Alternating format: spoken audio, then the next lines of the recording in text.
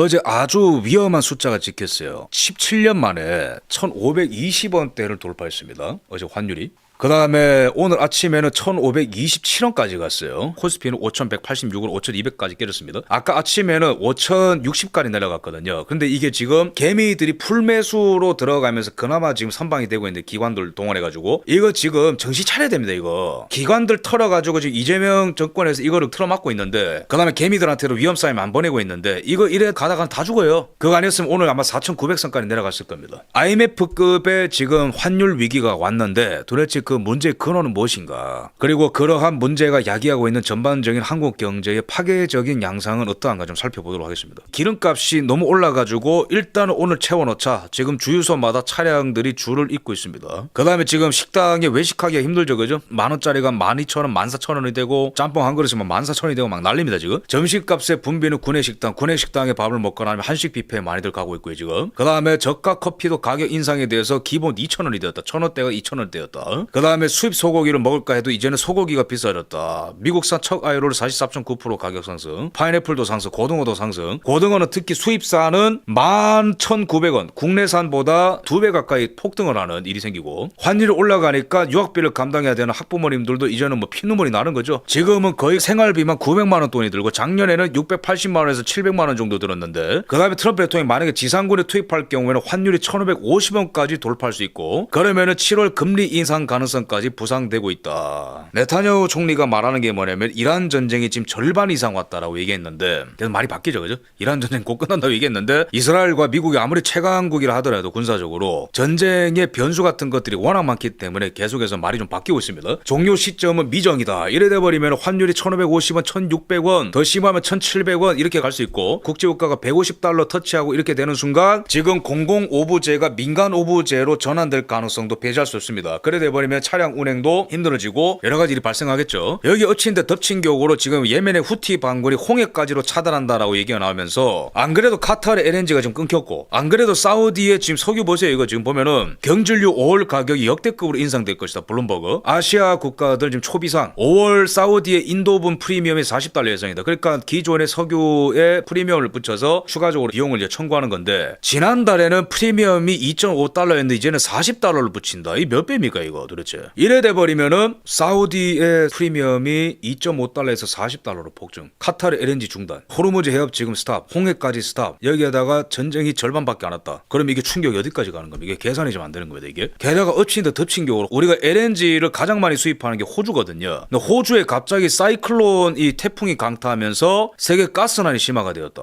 난리거든요 지금 호주도. 그래서 지금 중동 위기만으로 힘들어 죽겠는데, LNG가 안 들어오면은 난방 안 되고 뜨거운 물 안 나오고, 그 다음에 공장 안 돌아가고 막 난리가 나는 겁니다. 차량 생산 중단하게 되고, 철강 생산 중단하게 되고, 이렇게 악재가 겹칠 수 있는가라는 생각을 또 하게 되고요. 그래서 지금 우리나라 석유화학 기업들도 연쇄 셧다운을 하고 있죠. 지금 석유가 들어오고 있지 않기 때문에 나프타도 없고, 나프타 공급 불안으로 석화 기업들이 스탑이 되고 있고, 비닐봉지 종량제 봉투 부족해지고 있고, 폐센터에서 쓰는 접시도 지금 부족해지고 있고, 음식 시켜 먹으면은 플라스틱 용기가 와야 되는데 그것도 지금 부족하고, 커피컵도 부족하고, 그러면서 전반적으로 모든 물가가 다 올라가면서 한국 경제 이러다가는 진짜로 뭐 대침체 감도로 들어가는 거 아닌가라는 공포가 지금 덮치고 있습니다. 지금 공장이 안 돌아가기 때문에 공장 앞에 있는 식당들도 안 된다. 지금 연쇄적으로 지금 무너지고 있는데, 그 다음에 인테리어 업체들 같은 경우에도 안 된다. 기본적으로 뭐 벽지, 페인트, 알루미늄 이런 것들이 다 이제 중동에서 들어오는 나프타 또는 중동에서 그냥 원료가 들어오는데, 이런 것들도 지금 물량이 부족해서 가격이 폭등하고 있다. 경제가 전반적으로 이 정도면 거의 붕괴되고 있는 거라고 평가해도 과언이 아닐 것 같습니다. 제조업 지수는 지금 하락하고 있고, 항공사들 같은 경우는 지금 수지 타산이 안 맞죠, 그죠? 유가가 너무 올라갔는데 지금 티켓팅으로는 계산이 안 맞으니까 항공 취소가 지금 줄여서 이어지고 있습니다. 홍콩에서 런던 가는 거, 태국에서 독일 가는 거, 호주에서 영국 가는 거, 이런 것도 지금 500% 이상 항공권이 폭등을 하고 있다. 해외여행도 가기 힘들고, 오늘 아침에는 코스피가 5,080까지 내려간 엄청난 폭락까지 경험을 하는 일이 있었는데, 중동 전쟁 한 달 만에 코스피 코스닥에서 840조의 금액이 증발했고, 그만큼 돈이 많이 나갔다라는 거예요. 그 다음에 삼성전자, SK하이닉스의 하이닉스의 시총만 370조가 감소했어요. 작년에 SK하이닉스의 시총 4배 늘고 삼성전자의 시총 2배 늘었거든요. 그거 벌어놓은 거 지금 이제 다 깎여 나가고 있다는 거예요, 지금 상황이. 그래서 외인들이 특히 삼전과 하이닉스의 매도에 지금 참여하게 되면서 난리가 났고, 그래서 버블 곡선으로 유명한 민스키 모델과 거의 비슷하게 가는 거 아니냐. 뭐 1단계 가치를 알아본 투자자들이 투자를 하게 된다. 그 다음에 기관 투자자들이 몰려들면서 규모가 커지게 된다. 그 다음에 더 커질 거라는 환상을 갖고 개미들이 들어오게 된다. 그러면서 아무리 내려가도 아니야, 절대 내려가지 않아, 앞으로 올라갈 거야, 이때야말로 저점 매수 타이밍이다 하면서 계속해서 현실 부정하는 개미들이 들어와서 막 투자를 하다가 결국에는 우르르 폭삭하고 이제 무너지게 되는 이게 민스키 모델인데, 보통 주식시장이 버블로 붕괴될 때 이 민스키 모델로 가거든요. 근데 지금 한국의 주식시장도 똑같이 모양이 민스키 모델로 가는 거 아니냐라는 공포가 지금 엄습하고 있습니다. 역대 사이드카 발동, 매도를 일시적으로 중단하는 거, 이 횟수를 보면은 리만 때 10월에 보면 12번 정도 있었는데 이번 달에 이미 7번 발동이 됐어요. 그러니까 2020년에서 2024년까지 4년 동안은 사이드카가 한 번도 없었거든요. 근데 이번 달만 하더라도 7번 있었다는 게 이게 얼마나 심각한 위기입니까, 지금 우리나라 주식시장이.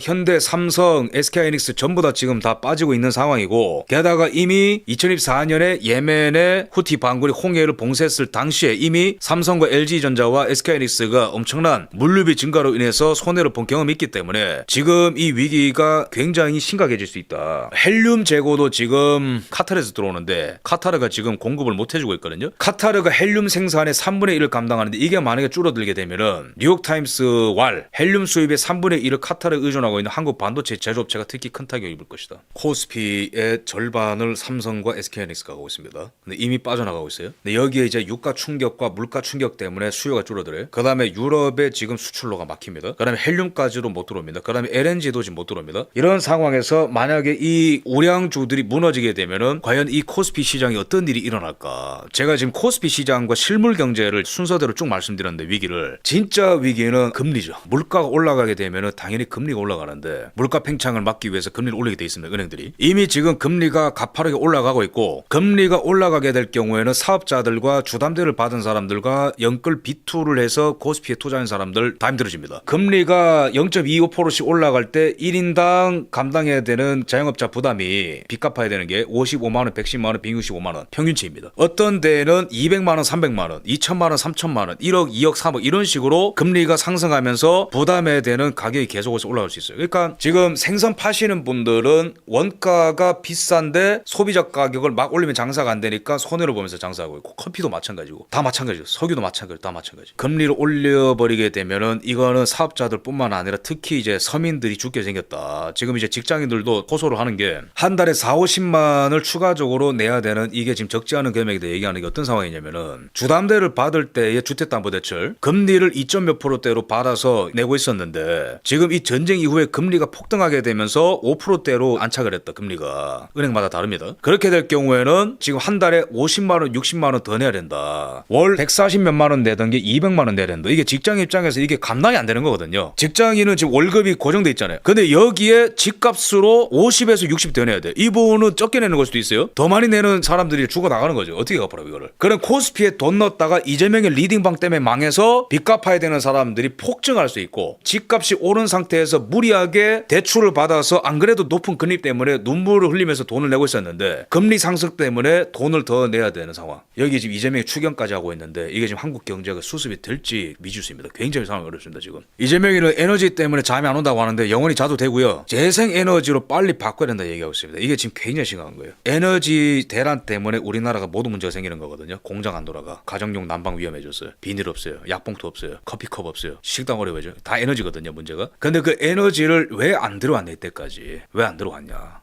이재명한테 그 책임 물어야 됩니다. 이 전쟁 예상 가능한 거였거든요. 그리고 왜 캐나다, 미국으로부터 안 들어오고 러시아로부터 들어오냐. 여러분, 러시아 에너지 들어오면 어떻게 해야 돼요? 유럽 꼴로 하는 거예요. 제가 왜 러시아 에너지 안 좋아하느냐면은, 러시아가 지금 우리나라한테 뭐 얘기하고 있어요? 한미 연합훈련 하지 말라고 하잖아요. 러시아한테 에너지를 받는 국가는 반드시 꼬봉으로 들어갑니다. 그러면 왜 미국산 에너지를 얘기 못하냐? 그거는 바로 간단합니다. 미국한테 에너지 달라고 하는 순간 호르무즈 해협에 파병해야 되니까 그거 무서워서 꼬리 말고 도망다니는 거 이재명이가. 근데 왜 여기서 에너지가 부족한데 재생에너지 드립을 왜 또 치는 걸까 이재명이가. 중국 모델로 가자는 겁니다. 시진핑이가 저게 무서워서 친환경 비중을 늘린 거거든요. 태양광 풍력. 우리나라 태양광 풍력 늘리자 이런 쪽으로 갈 건데 석유 의존도가 높으니까 이 꼴 났다라는 논리 아니에요 이재명이는. 그러면 이재명이는 이때에 러시아의 석유를 들여오고 중국식 모델로 가자는 거거든요. 저게 지금 제가 봤을 때는 김정은이랑 같은 선택을 하는 것 같아요. 김정은도 트럼프 대통령은 대화도 해봤지만 다 안 됐잖아요. 그죠? 완전한 비핵화 말고는 안 되니까 진전이. 그래서 꼬리를 말고 러시아 몰빵으로 간 거예요. 그래서 도박을 한 거죠. 북한 내에 민심이 동요한 하나 있더라도 러시아에 파병해가지고 외화를 벌어오겠다. 군사적인 지원을 받겠다. 이재명 입장에서도 결국에는 마두로 하메네이 다음에 김정은 그리고 본인도 세트로 도매급으로 같이 간다는 걸 알아요. 어떤 방식의 정권 교체가 됐든 간에. 그래서 제가 봤을 때는 에너지와 산업 모델을 중국과 러시아에 편향된 모델로 구축을 하려는 게 아닐까 지금 의심이 좀 많이 됩니다. 그 다음에 지금 우리나라가 지금 보면은 여러 기사에서 말하는 게 한국의 펀더멘탈 많이 나오죠. 전쟁 리스크도 있지만은 기본적으로 한국의 기초 체력이 나빠지고 달러 수요가 불어나면서 나타난 변화이다. 중동 사태로 위험 자산을 회피하는 심리가 확산하고 있다. 외풍 탓만은 못한다라는 거예요. 한국의 CDS 프리미엄이 올랐다는 게 뭐냐면은 한국한테 돈을 빌려주는 기관 투자자가 됐든 개인 투자자가 됐든 간에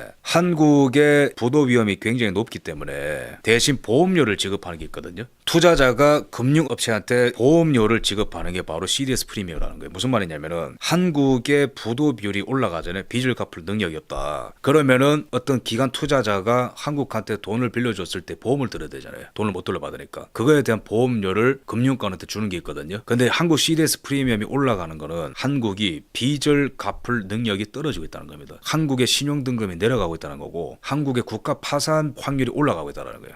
적나라하게 말하면은. 그래서 한국 CDS 프리미엄이 올라가는 게 굉장히 치명적인 지표거든요. 근데 한국의 CDS 프리미엄을 보면은 전쟁 와중에 지 혼자만 올라가요. 잘 보시면은 이게 왜 이재명 리스크와 한국 좌파 리스크냐면은 한 달 새에 33% 급등했다. 한국의 CDS 프리미엄은. 근데 이스라엘은 오히려 내려갔다. 뭘 말하는 거겠어요? 이거 만약에 정리하고 나면 이스라엘은 중동의 패권 국가 된다는 겁니다. 사우디 오히려 내려가죠. 괜찮다는 거예요. 여기는. 에너지 수요가 앞으로 또 폭발할 거니까. 일본 4% 올라가고 중국 7% 올라갔는데 한국은 뭐 한다고 혼자 33%가 급등한 거예요. 진폭이 큰 거는 대외 충격에 민감한 한국 경제 구조력 취약성이 드러났다. 실체가 드러난 거예요. 높은 에너지 의존도.